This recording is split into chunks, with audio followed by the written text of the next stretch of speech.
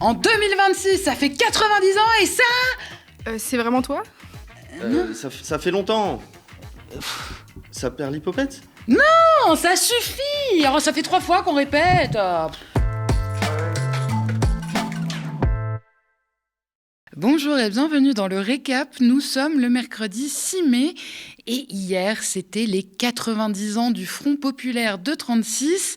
Et pour l'occasion, la gauche unioniste a organisé sa grande messe à la Bellevilloise dans le 20e arrondissement parisien. Marine Tondelier, François Ruffin, Clémentine Autain et Olivier Faure, tous candidats à la candidature commune, et leur soutien se sont succédés sur scène pour tenter un ultime massage cardiaque sur la dépouille de la primaire de la gauche. Et on peut accorder une certaine franchise sur la question de la part de la représentante de l'après. Ce soir, la question, elle est de savoir si ce 5 mai, c'est le chant du cygne ou le sursaut. Parce qu'on ne va pas se raconter d'histoire. L'union, avec la primaire, elle a du plomb dans l'aile. Alors, chant du cygne ou sursaut, on va voir ça. Alors, on va commencer par le positif. La com était jolie. Faut le souligner quand même, c'est pas souvent en politique. Bon, le hic, c'est qu'il y a sûrement des gens qui se sont ramenés en pensant qu'ils allaient participer à un after-work sur un rooftop avec un DJ set et des cocktails à 15 balles. Je vous dis pas la tronche qu'ils ont dû tirer en se rendant compte qu'ils sont venus pour le stand-up de Marine Tondelier. Merci d'être là, ça fait du bien. Ça fait du bien ou pas? En plus, je sais pas si vous avez capté, mais au premier rang, il y a une bande de jeunes, vous dites un mot, paf, ils sortent un slogan. Dans la seconde, qui est en rapport avec le mot que vous venez de dire, on dirait de l'intelligence artificielle. C'est stupéfiant. Je suis sûre qu'ils ont Claude dans leur poche qui leur dicte des slogans. Je vais pas y aller par 4 chemins. Le passage de Marine Tondelier, c'est ce que le monde retiendra de ce meeting. Et c'est pas vraiment un compliment. Qu'on se le dise, la concurrence était assez sérieuse pour décrocher le titre du passage le plus malaisant.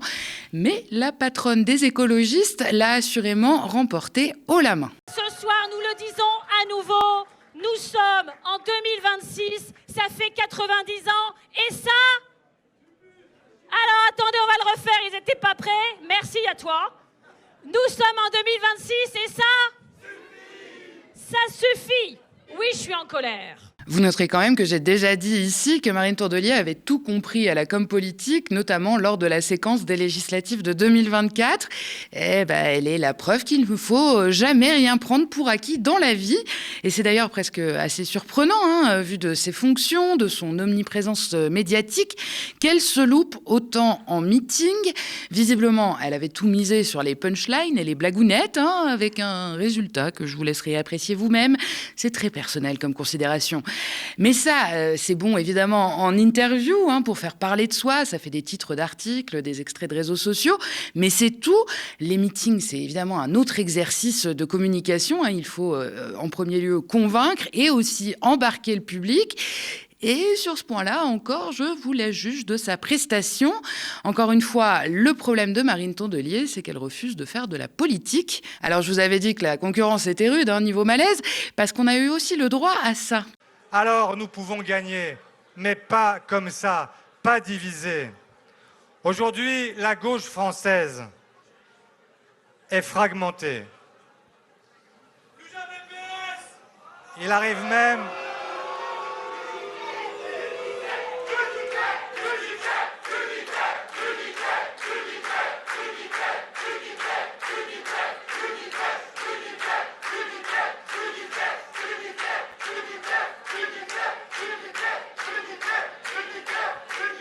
Il en fallait sûrement un pour le dire. Mais dis-toi, cher camarade, sans doute avec l'idée de voter pour un autre que ceux qui sont ici rassemblés. Je te le dis aussi. Les socialistes que tu ne veux plus voir gouverner, ils sont ceux qui étaient là pour le Front populaire. Ils étaient là le 10 mai 81. Et ce que tu défends aujourd'hui, c'est eux qui l'ont conquis, avec la rue, avec les syndicats, parce qu'ils étaient là et parce qu'ils ont converti ce que le peuple de gauche attendait insuffisamment. Tu as raison. Et nous avons eu le courage, nous, après chaque défaite, de faire notre inventaire. Alors nous ne sommes pas les seuls à avoir perdu. Nous ne sommes pas les seuls à avoir échoué. mais nous sommes les seuls à avoir fait un inventaire.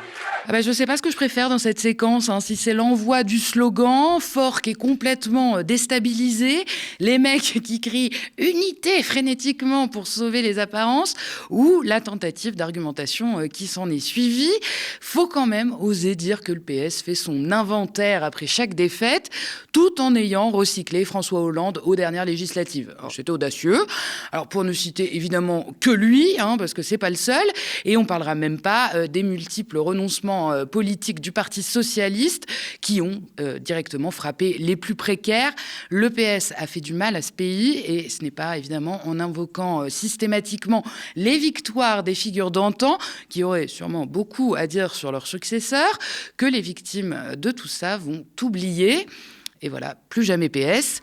Alors pour ce qui est du reste, enfin des autres participants, ils ont quand même passé beaucoup de temps sur les 2 heures et quelques de meeting à parler de la gauche qui ne veut pas de l'union, avec une légère obsession quand même, on peut le dire, pour Jean-Luc Mélenchon, celui qui a officialisé sa campagne il y a 2 jours. On a beaucoup moins entendu parler quand même de Fabien Roussel, qui a pourtant balayé lui aussi l'idée d'une primaire en mars dernier, et qui dit, lui, croire en une candidature combative des communistes en 2027.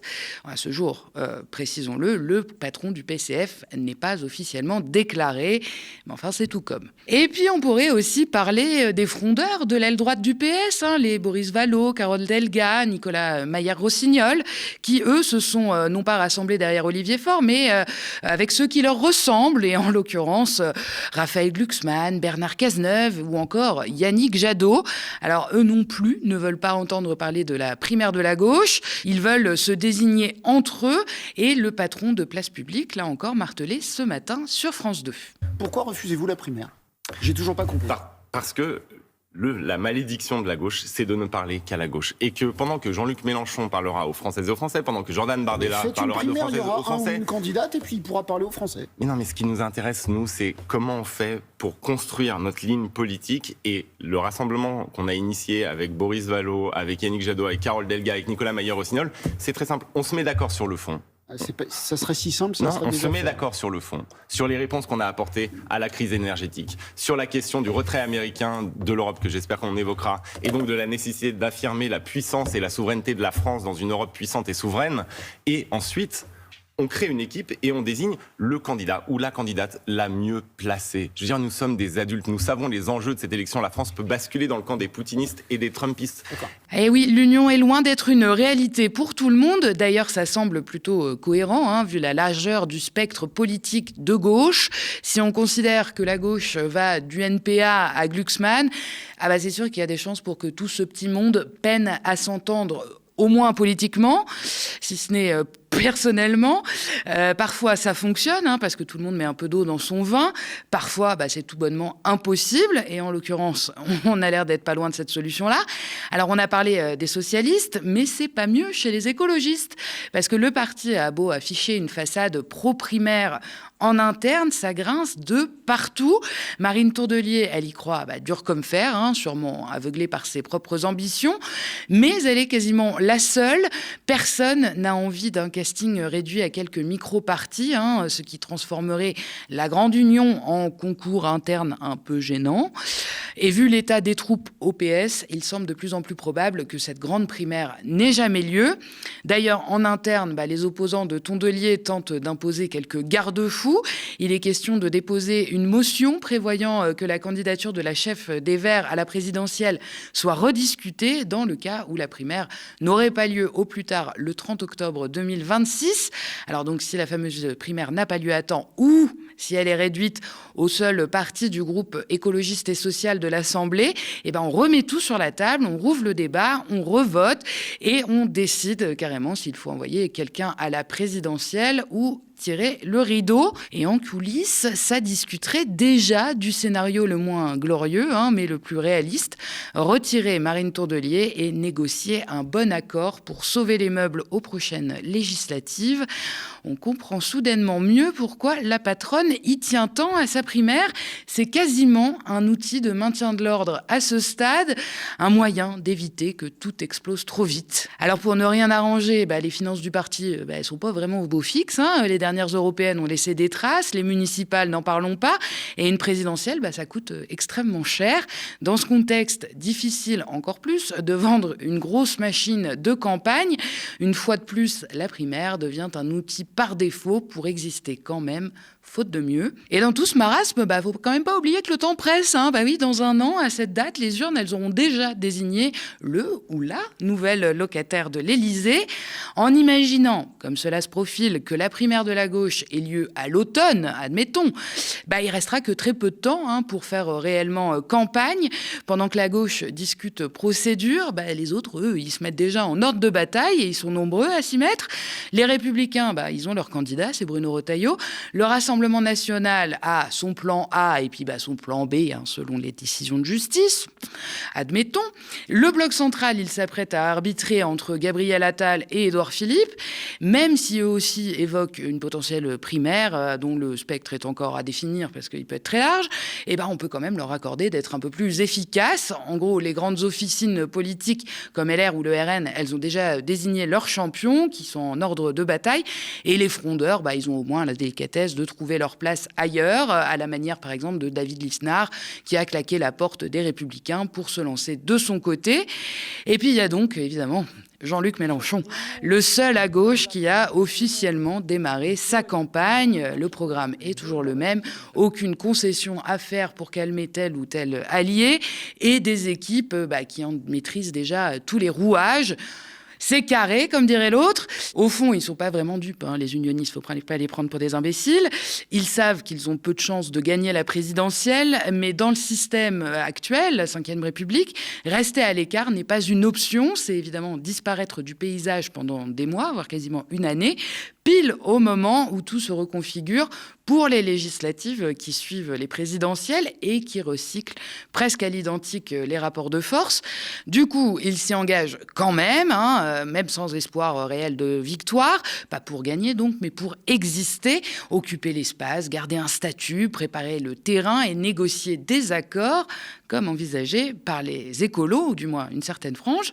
La présidentielle, c'est tout bonnement une campagne d'exposition, certes hors de prix et dont l'issue est connue d'avance, mais qui reste indispensable, notamment pour exister le coup d'après et ne pas arriver hors jeu au moment des législatives qui, elles, redistribuent vraiment les cartes du pouvoir. Et on fait une petite pause avant de continuer avec le reste de l'actualité. Si vous aimez le récap et que vous voulez qu'on discute ensemble, de connaître les coulisses de l'émission, ou même de choisir et de proposer des sujets, je vous attends sur le canal de discussion Instagram. Le lien pour le rejoindre est dans la barre d'infos. Et vous le savez, sans vous, pas de récap, pas de médias non plus. Et c'est très important, nous sommes en campagne. Vous le savez, depuis plus de 8 ans, notre chaîne télé tient bon en indé, dans un paysage audiovisuel toujours plus concentré et réactionnaire. Chaque jour, nos plus de 25 travailleurs et travailleuses mènent courageusement la bataille de l'info. Mais pour continuer, nous avons besoin de vous. Notre antenne, notre histoire, c'est vous qui la faites vivre. Alors, abonnez-vous aux médias ou faites un don défiscalisé. Toutes les infos sont sur notre site internet. Et on passe désormais au reste de l'actualité. On commence avec des nouvelles de l'Assemblée nationale. On s'y attendait, mais c'est désormais chose faite. Le projet de loi contre les fraudes sociales et fiscales, remodelé par la commission mixte paritaire du 29 avril dernier, a été adopté en deuxième lecture par 335 voix contre 182. Macronistes, droite, Rassemblement national ont tous voté le texte main dans la main, comme souvent. Enfin, disons-le, il s'agit évidemment davantage d'une loi contre la fraude sociale que contre la fraude fiscale. Cette dernière étant désignée comme le parent pauvre de la réforme par les critiques. Sébastien Lecornu espère, grâce à elle, récupérer 1,5 milliard d'euros par an. Une somme évidemment ridicule au regard du manque à gagner que représente la fraude fiscale. On le rappelle, entre 80 et 100 milliards d'euros tout de même pour les caisses de l'État. Pas grand-chose donc contre les fraudeurs fiscaux fiscaux, mais plutôt contre les fraudeurs sociaux. En revanche, le projet de loi prévoit une suspension de l'allocation chômage en cas de suspicion de tricherie ou encore une obligation pour les auto-entrepreneurs bénéficiaires du RSA depuis plus de 4 ans de chercher un emploi. Le Haut Conseil du financement de la protection sociale, qui avait estimé le montant de la fraude sociale à 14 milliards d'euros, avait aussi précisé qu'il était lié à 52% à du travail dissimulé et 12% étaient attribués aux professionnels de santé. Un total de 64% du montant qui est donc dû aux entreprises et aux employeurs. Fin du feuilleton le 11 mai prochain avec le vote du Sénat. Après Rima Hassan, Mathilde Panot, Anas Kazib, c'est au tour d'Omar Al-Soumi de passer devant la justice. Accusé d'apologie du terrorisme, le cofondateur et porte-parole d'Urgence Palestine a été entendu aujourd'hui au tribunal de Paris, à l'origine des propos tenus en novembre 2024 dans lesquels Omar Al-Soumi parle des attaques du 7 octobre comme du déluge d'Al-Aqsa, du nom d'une des mosquées fondées à Jérusalem. Il n'aura fallu que quelques mois pour que le parquet de Paris reçoive en mars 2025 un signalement du ministre de l'Intérieur de l'époque, Bruno Retailleau. À sa sortie d'audience, quelques dizaines de personnes s'étaient rassemblées pour lui porter soutien. Au micro de notre journaliste, Omar Al-Soumi est revenu sur ses propos qui lui valent cette accusation. On était au moment de cette extension criminelle de la guerre israélienne au Liban. J'ai dit dans un long discours de 10 minutes où j'ai parlé de notre fraternité sans frontières, de la longue histoire de notre résistance anticoloniale. J'ai évoqué le déluge d'Al-Aqsa comme une bataille internationale à laquelle participent aussi des étudiants et des étudiantes en occupant leur campus, des travailleurs et des travailleuses en bloquant des ports et des convois d'armes à destination du régime israélien. J'ai donc évoqué le déluge d'Al-Aqsa et c'est manifestement ce qui m'est reproché. Aujourd'hui, on le voit, qualifier la résistance palestinienne de résistance légitime, alors même que c'est parfaitement conforme au droit international, c'est quelque chose qui est qualifié de soutien au terrorisme et c'est quelque chose qui est parfaitement inacceptable, à la fois du point de vue du droit, à la fois du point de vue de l'histoire et du point de vue de l'éthique. La résistance du peuple palestinien, c'est son seul rempart et c'est le garant quelque part de notre dignité à toutes et tous. Elsa Marcel, l'avocate du cofondateur d'Urgence Palestine, revient elle aussi sur l'hypocrisie du gouvernement derrière les multiples attaques contre les soutiens au mouvement de résistance palestinien. Ça montre l'hypocrisie de la position française, où en réalité il reconnaît formellement l'État de la Palestine, mais il continue d'organiser la répression des positions anti-impérialistes ici en France. Et d'ailleurs, on voit même que la réalité, c'est qu'il y a un cessez-le-feu, mais qui, dans la pratique, ne permet non seulement pas l'interruption des génocides, mais ne permet pas non plus la fin de la colonisation.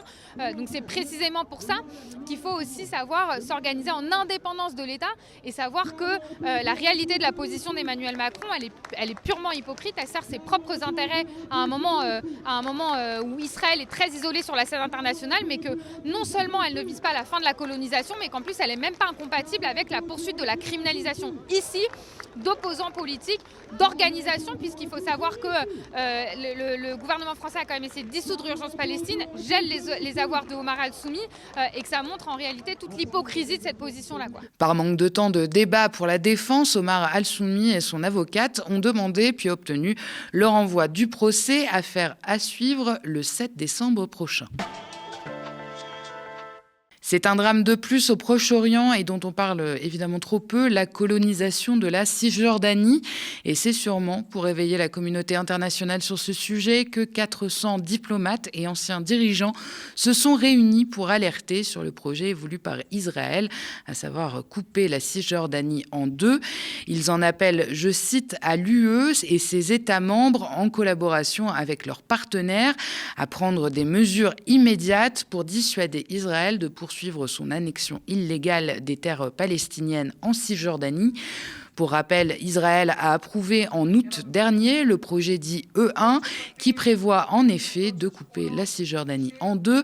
Ce projet entend en réalité compromettre toute possibilité de continuité territoriale si un éventuel État palestinien venait à voir le jour. L'appel d'offres pour construire 3400 logements sur une zone de 12 km² située à l'est de Jérusalem a été publié en décembre par l'autorité foncière israélienne.